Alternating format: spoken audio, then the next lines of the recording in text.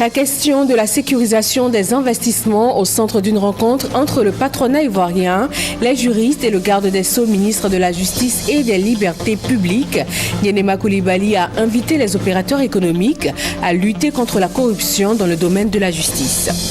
Un groupe scolaire d'une valeur de 300 millions de francs CFA offert à l'État de Côte d'Ivoire. C'est le don d'un opérateur immobilier qui vient pour soutenir les efforts de l'État et pour encourager la scolarisation des enfants. La Tunisie a voté hier dimanche pour le premier tour des élections présidentielles.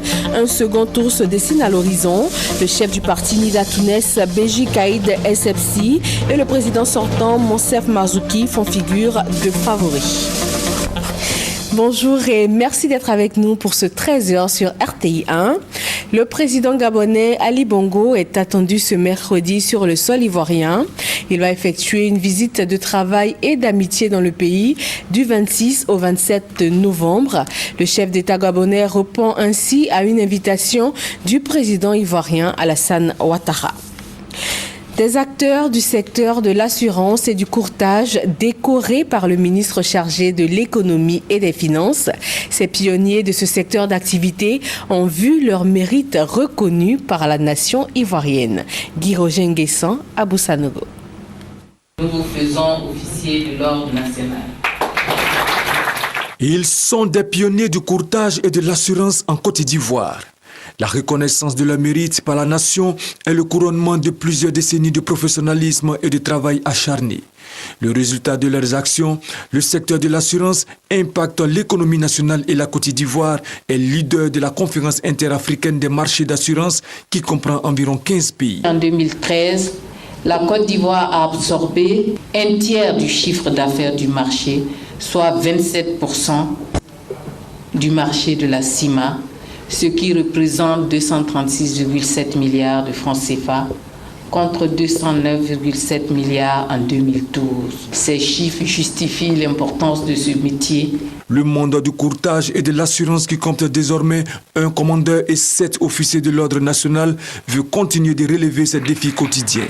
Assainissement du marché et du secteur, satisfaction des souscripteurs d'assurance, contribution à la croissance économique du pays. Lorsqu'on porte une telle décoration, le défi devient encore plus grand. C'est de faire en sorte que l'industrie des assurances se place dans le train de l'émergence à l'horizon 2020. Les défis majeurs, c'est surtout de pouvoir augmenter le taux de pénétration de l'assurance, c'est-à-dire de vulgariser l'assurance dans nos populations, dans nos régions, en sensibilisant les gens à la nécessité de s'assurer.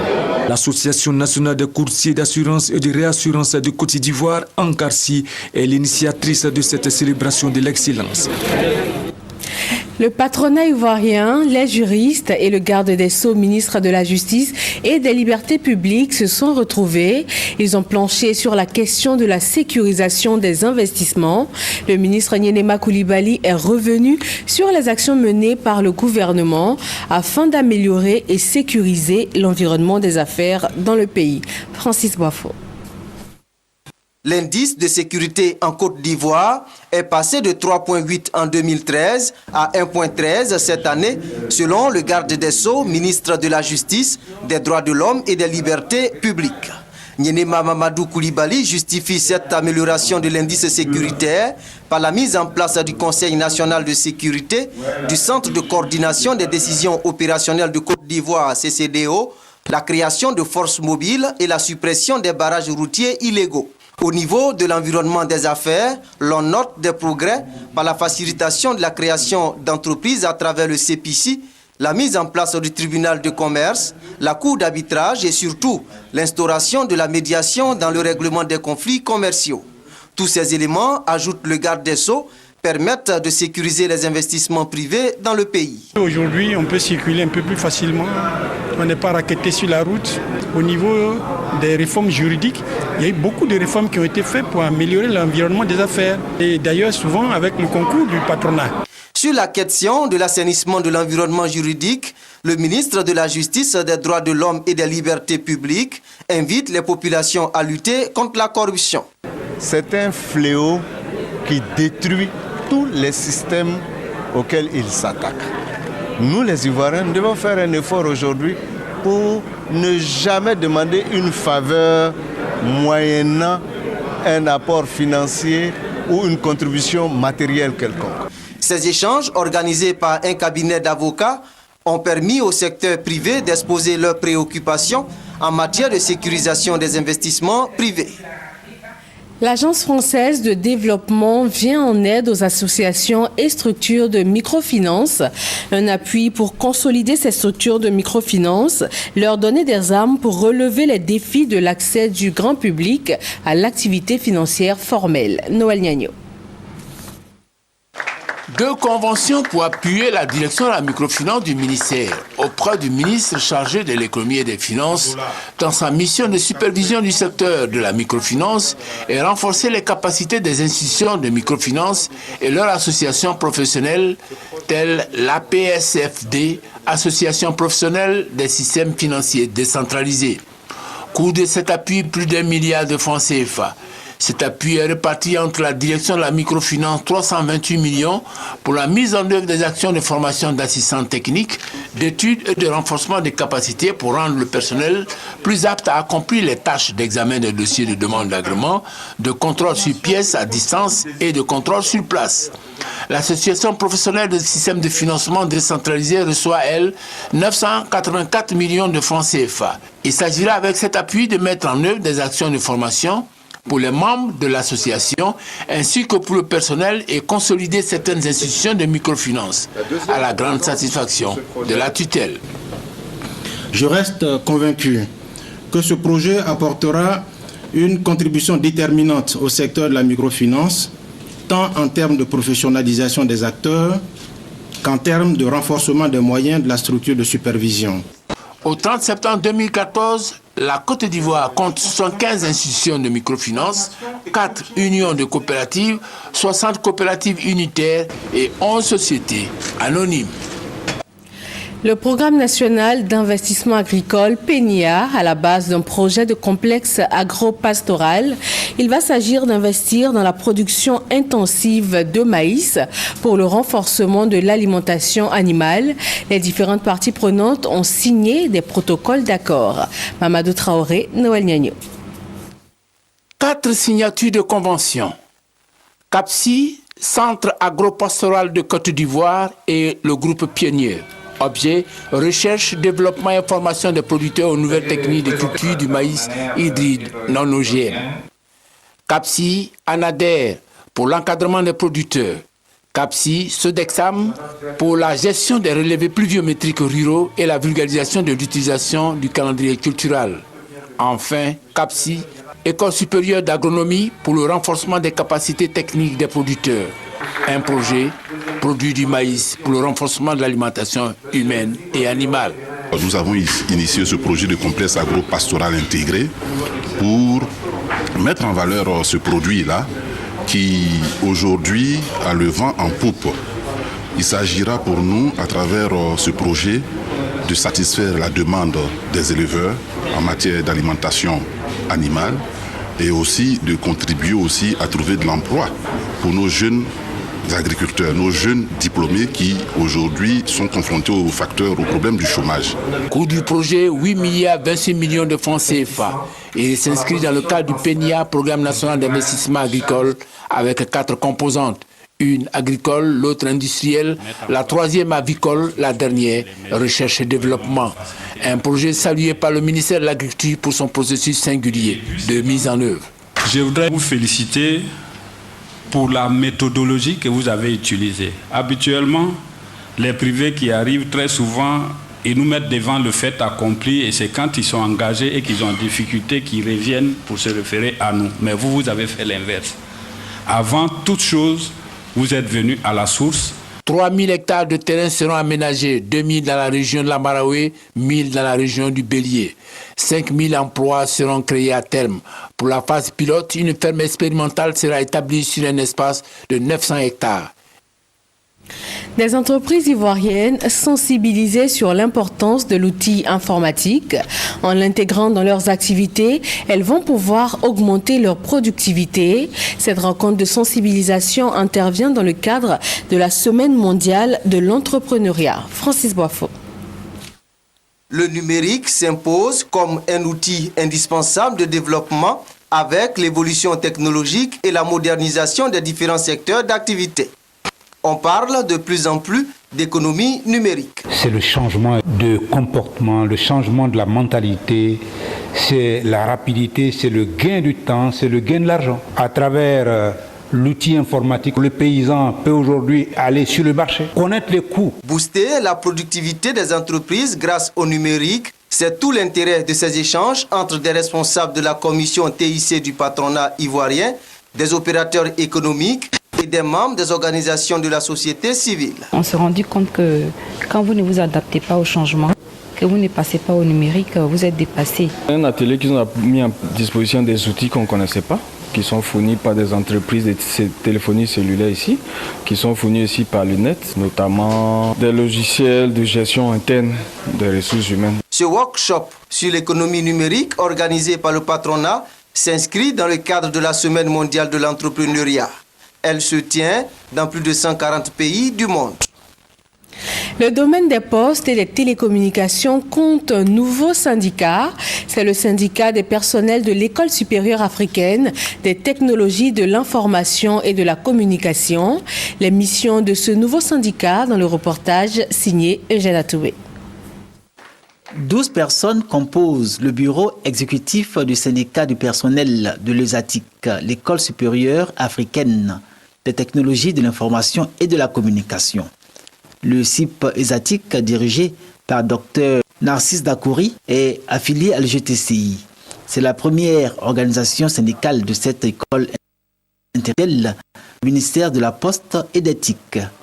Elle se veut un instrument approprié et adéquat pour la promotion du dialogue social. En conséquence, ajoute son secrétaire général Narcisse Dakouri, le CIP ESATIC n'hésitera pas à mener toute action légale et nécessaire pour promouvoir et garantir les intérêts majeurs de ces syndiqués. L'action syndicale mérite d'être conjuguée et qu'en fait on doit apparaître comme étant des partenaires de l'entreprise, apporter un plus pour en fait nous retrouver en pole position pour la productivité.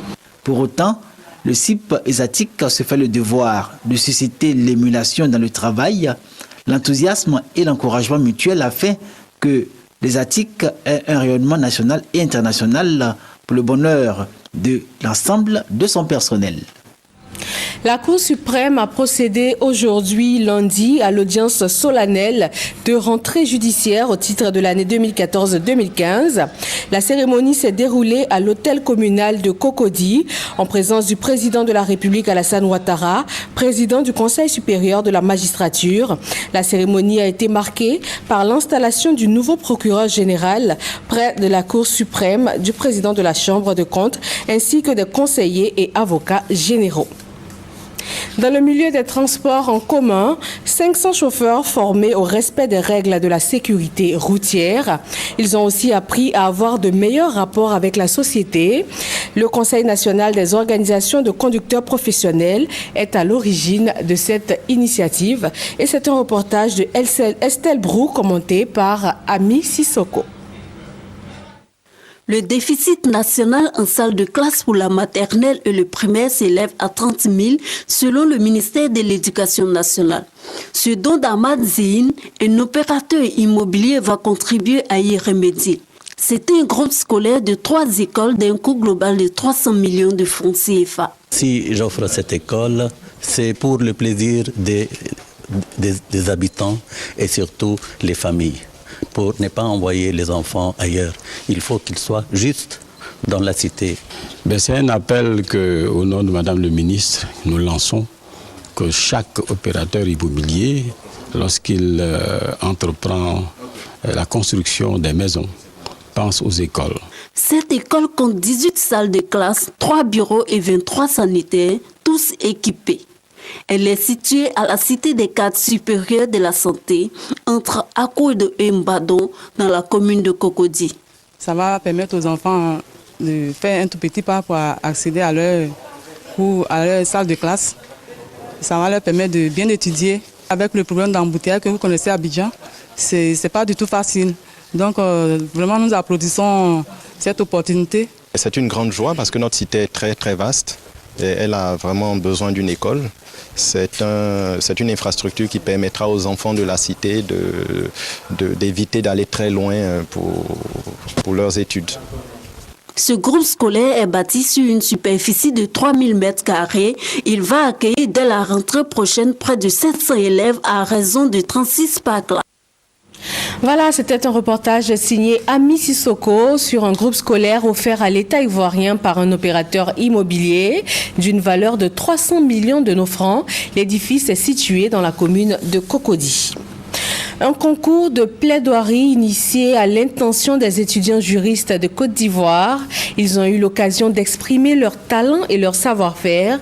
Une soirée de l'excellence a mis fin à ce concours, initiative de l'Association des étudiants juristes. Serge Coléa. Lorsque les étudiants en droit, membres de l'Association des étudiants juristes de Côte d'Ivoire, se retrouvent pour une soirée d'excellence, une place de choix est accordée au débat judiciaire et à la maîtrise des dossiers et questions juridiques. L'Association des étudiants juristes de Côte d'Ivoire poursuit la promotion de l'excellence, du droit et des facultés de droit. À travers cette cérémonie, nous comptons faciliter l'insertion socio-professionnelle de l'étudiant juriste après sa formation. Aujourd'hui, c'est l'occasion pour nous de présenter les meilleurs étudiants aux différentes entreprises, institutions et instituts qui ont effectué le déplacement pour qu'ils viennent creuser à la source des meilleurs étudiants pour leur cabinet, pour leur service juridique. Acte majeur de cette soirée, le concours de plaidoirie qui a mis en compétition les universités publiques et privées de Côte d'Ivoire. À cet exercice, les équipes de l'Université méthodiste unie de Côte d'Ivoire et de l'Université de l'Atlantique ont été les meilleurs. Ces étudiants ont montré des qualités qui n'ont pas échappé à des spécialistes avisés du droit. D'après les prestations orales que nous venons de voir, je peux dire que l'avenir du barreau ivoirien est assuré. Il reste maintenant à acquérir l'expérience nécessaire des autres avocats chevronnés. Cette soirée d'excellence à sa 10e édition cette année a permis de récompenser 40 étudiants en droit pour leurs bons résultats. Et toujours dans le domaine judiciaire, un séminaire sur l'application des lignes directrices de Luanda s'ouvre aujourd'hui ici à Abidjan. Il s'agit d'évoquer des questions relatives à la garde à vue et à la détention préventive dans le pays. Depuis le 8 novembre dernier, il est interdit d'utiliser le sachet plastique en Côte d'Ivoire. Les raisons de cette interdiction dans ce reportage de Grace Kando. L'interdiction des sachets plastiques apparaît aujourd'hui évidente dans la mesure où ces sachets constituent une source de pollution en raison de leur composition. Ces sachets ont également un impact sur la santé. Il y a 7 types de sachets. Il y en a qui sont admis, j'allais dire, en matière d'utilisation pour l'alimentation, d'autres le sont vraiment beaucoup moins. Je porterai l'attention particulièrement sur les PET, qui sont donc des perturbateurs hormonaux pour l'homme, et donc qui, par diffusion, par le fait que la composition de ces sachets-là est relarguée dans les aliments ou dans l'eau, crée des perturbations hormonales qui sont donc nuisibles pour l'homme. Je citerai aussi un produit qui est extrêmement dangereux, c'est le bisphénol A, qui a toutes les conséquences sur l'homme, notamment le diabète, le cancer, l'infertilité. Au regard donc de sa dangerosité, un appel est lancé pour l'utilisation de récipients adaptés. On a pu voir que les sachets plastiques sont utilisés pour l'eau, avec des sources douteuses d'eau, sans compter le plastique bien sûr. Nous avons pu voir que ces populations utilisent ces sachets pour, lorsqu'ils ne rentrent pas à midi, prendre la nourriture, mettre le placali chaud, mettre le riz chaud, mettre la sauce chaude dans ces sachets et les consommer ensuite. Nous avons pu constater aussi que ces sachets, souvent, sont exposés au soleil pendant un certain temps et c'est là que le relargage est vraiment accentué. Donc, pour des besoins alimentaires, la population utilise ces sachets. Nous leur demandons de faire en sorte qu'ils préservent leur santé en n'utilisant plus les sachets. Qu'ils fassent en sorte d'utiliser, que nous fassions en sorte d'utiliser des récipients adaptés. C'est-à-dire, ça peut être des boîtes bien conditionnées qui permettent donc de stocker la nourriture. Voilà, le docteur Biti évoquait les conséquences de l'usage des sachets plastiques sur la santé des populations. Parlons médias à présent. Après 4 années d'interruption, le Conseil national de la presse lance la première édition du prix de l'excellence. Comme son nom l'indique, il vise à promouvoir l'excellence au sein des entreprises de presse. Grace Kando. Institué en mars 2005 par le Conseil national de la presse, le prix CNP a été durant 5 années successives décerné aux meilleures entreprises de presse ivoiriennes. Après 4 années d'interruption, le Conseil national de la presse remet le couvert avec la première édition du prix CNP d'excellence qui se tiendra en mars 2015. Le prix vise à encourager et promouvoir l'excellence au sein des entreprises de presse. Pour cette édition du prix CNP d'excellence, des innovations sont annoncées. Le prix est exclusivement financé sur fonds publics, à hauteur de 75% sur le budget du CNP et 25% à partir de financements à rechercher auprès des sociétés d'État, des organismes publics nationaux ou internationaux.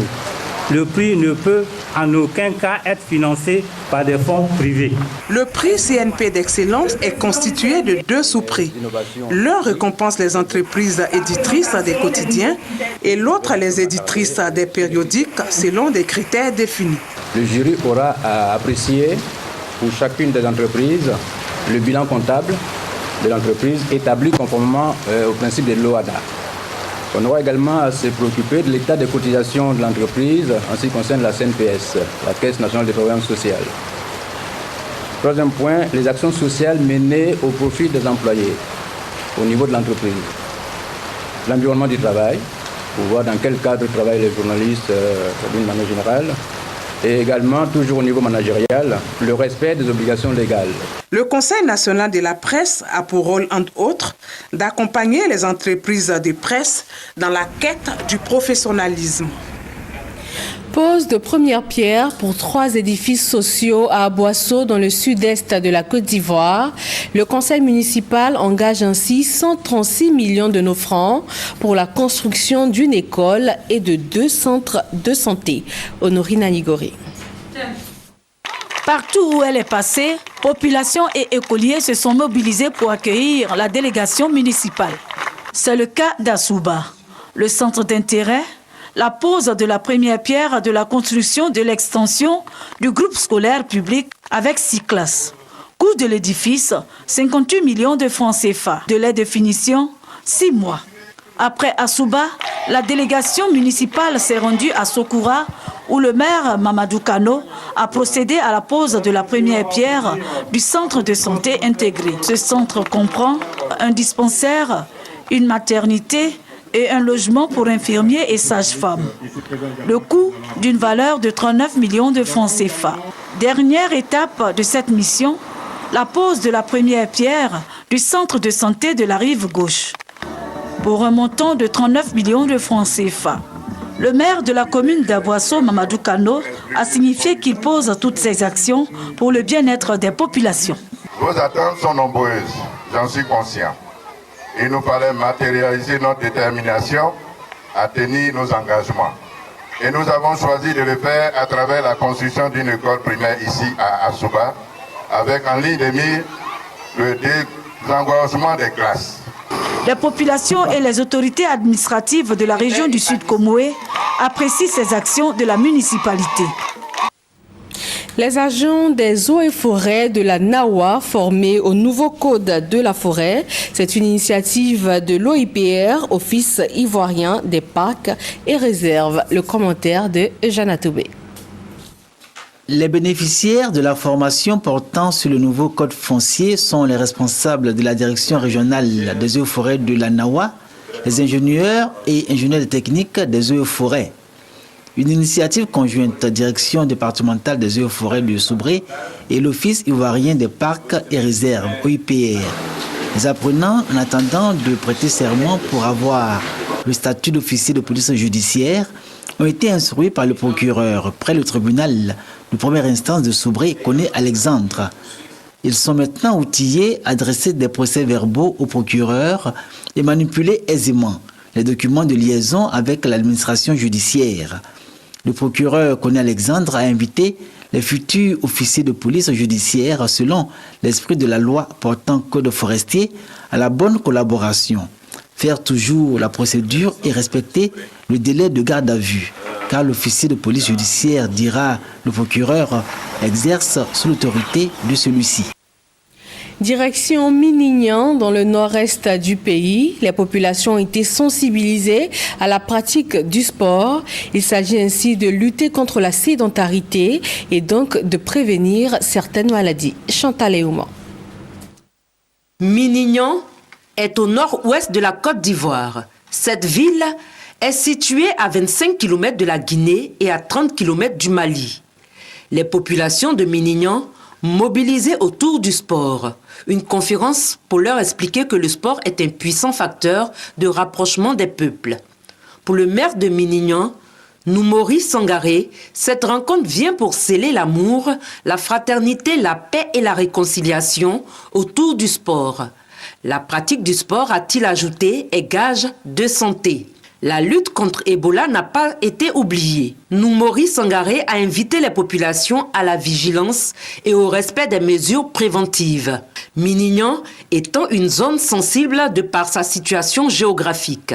Et pour joindre l'acte à la parole, Sanogo Draman, infirmier à l'hôpital général de Minignan, a procédé à une démonstration du lavage des mains. Et voilà pour ce 13h. Merci de l'avoir suivi. Prochain point de l'actualité, 18h sur RTI 1.